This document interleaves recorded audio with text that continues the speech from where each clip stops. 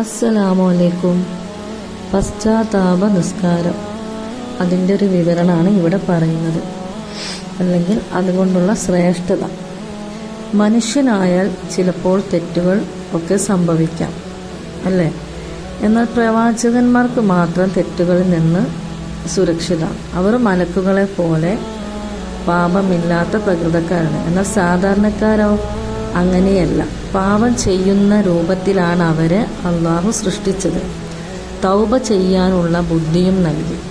നന്മയും തിന്മയും ജീവിതത്തിൻ്റെ രണ്ട് പുറമാണ്. അള്ളാഹുവിൻ്റെ വിധിയാണത്. അതിനാൽ പാപം വല്ലതും ചെയ്തു പോയാൽ പശ്ചാത്തപിക്കലാണ് ബുദ്ധി. തെറ്റ് ചെയ്യാത്ത മനുഷ്യന്മാരില്ലല്ലോ. അപ്പം നമ്മൾ എന്ത് ചെയ്യണം? അതിനെ പശ്ചാത്തപിക്കണം. തൗബ ചെയ്താൽ ശിർക്കല്ലാത്ത പാപങ്ങളെല്ലാം അള്ളാഹു പൊറുക്കപ്പെടും. പക്ഷെ ചെയ്യുന്ന തൗബ ആത്മാർത്ഥതയോടായിരിക്കുക തന്നെ വേണം. അള്ളാഹു നോക്കുന്നത് ഉള്ളിലേക്കാണ്, അതായത് നമ്മുടെ മനസ്സിൻ്റെ ഉള്ളിലേക്കാണ് അള്ളാഹു നോക്കി കാണുന്നത്. അല്ലാതെ നാവ് കൊണ്ട് ഞാൻ ഇനിയൊരു തെറ്റും ചെയ്യൂല എന്ന് പറയുന്നതിലല്ല. ആത്മാർത്ഥമായി തൗബ ചെയ്യുമ്പോൾ മേലിൽ ഒരിക്കലും പാപം ചെയ്യില്ലെന്ന് മനസ്സിൽ ഉറപ്പിക്കണം. അല്ലാത്ത പക്ഷം തൗബ സ്വീകാര്യമല്ല. ആത്മാർത്ഥമായി തൗബ ചെയ്യുന്നവർ 2 റക്അത്ത് നിസ്കരിച്ച ശേഷം കണ്ണീരൊഴുക്കിക്കൊണ്ട് പശ്ചാത്തപിച്ചാൽ അള്ളാഹു സ്വീകരിക്കും. നമ്മളൊക്കെ ജീവിതത്തിൽ അറിഞ്ഞും അറിയാതെയും പല തെറ്റുകളൊക്കെ വന്നു പോയിട്ടുണ്ടാവും. പക്ഷെ ആ തെറ്റുകൾ പൊറുക്കപ്പെടാൻ അള്ളാഹുവിൻ്റെ മുമ്പിൽ ഇങ്ങനെ നിസ്കരിച്ച് കണ്ണീരൊഴുക്കിക്കൊണ്ട് അള്ളാഹുവിനോട് പൊരുത്തപ്പെടിക്കാൻ വേണ്ടി ദുആ ചെയ്യാം. ഈ നിസ്കാരം നിർബന്ധമല്ല, സുന്നത്തേ ഉള്ളൂ കേട്ടോ.